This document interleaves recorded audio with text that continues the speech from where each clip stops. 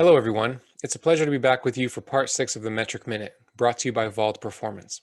I'm Kareem Derkawi, and this time we'll wrap up our discussion on concentric impulse by examining how it relates to body mass.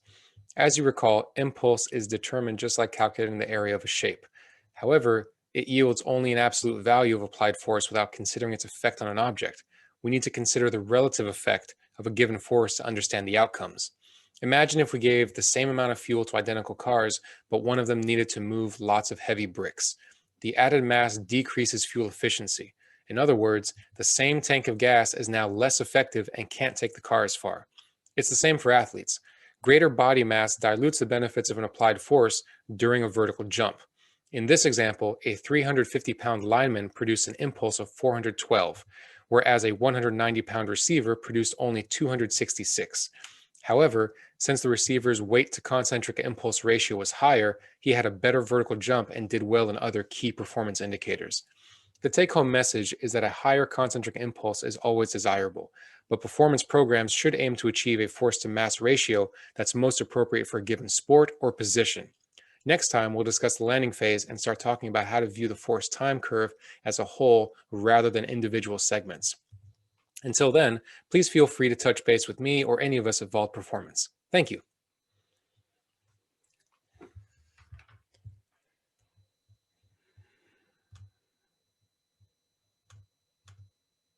The world of strength and conditioning is filled with some awesome practitioners who are always trying to evolve and continue to grow professionally throughout their career. The problem with many of us, though, is finding a new outlet, a new way, and a new perspective on the questions that we may have, whether it be programming, whether it be situational with dealing with coaches, or whether it be career advice. Because all too often what happens is we get stuck in with the same group of friends and the same group of colleagues that we reach out to for advice repeatedly over and over again. But what we should really be looking for is different perspectives, different people who have been through different situations who can help us make better decisions both for ourselves and our athletes. And one awesome place to start with that is the forums in the Strength Coach Network. In the forums in the Strength Coach Network, you'll be able to reach out and get feedback, input, and advice from coaches from all over the world. From everything from career advice to training modalities to programming, there's people there just for the same reason as you are, to try to get better, to learn, to share information, and to grow the field of strength and conditioning.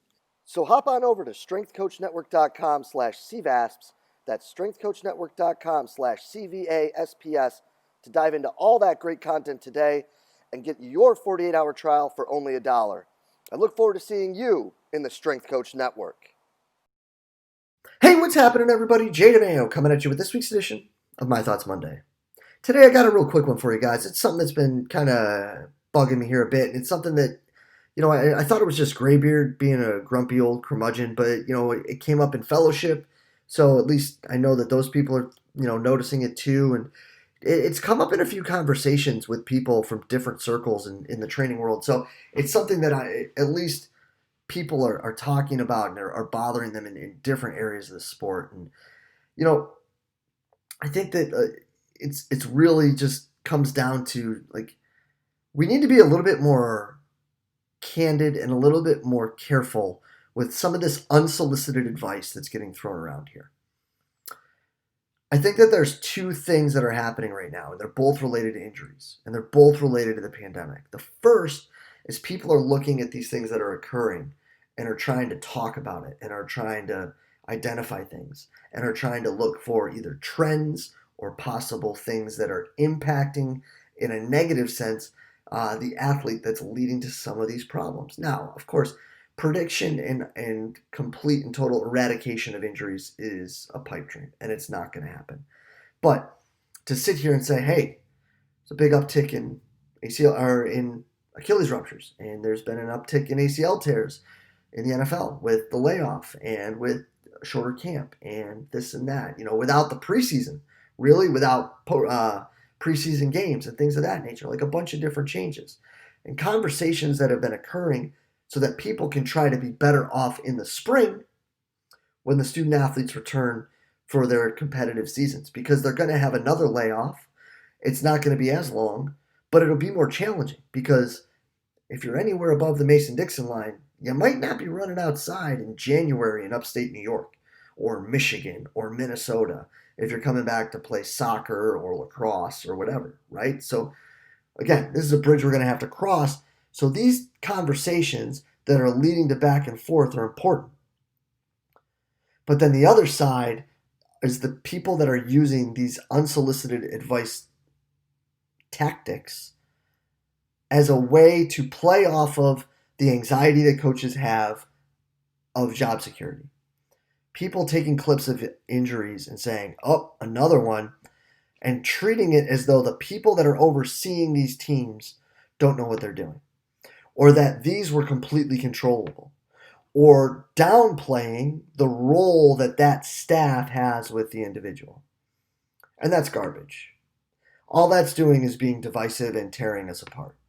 And that's doing exactly the opposite of what our vocation needs. And I may touch on this at a later talk, but what this corner of sports, what our problem really stems from, in my opinion, is the fact that we don't have a specific purpose, right? We don't have a quantifiable purpose. And that leads to the anxiety that we have.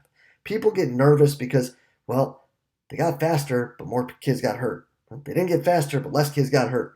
They got super strong, and nobody got hurt, but we lost a lot of games. So, like, we're kind of in that, like, it's like the whole thing with Lost, right? Where we're just kind of down there on this island in the middle in this purgatory where we don't know which way we're going. So then when these people turn around and they say, oh, well, if you would have moved like this, or if your perception would have been like that, or if you would have trained with me doing this like I do with this team, and they peacock around in the gear or whatever with the team that they like to be associated with, that may or may not have a crystal clear injury report at the present moment also. But these people like to point these things out. Or they take their one example, the N of one that they have, the one athlete or the one movement that you see in this random video that is like perfect to how they want it to be shown. But then all of a sudden that player is either not very good anymore or is unfortunate to have an injury. Well, then now what? Now what?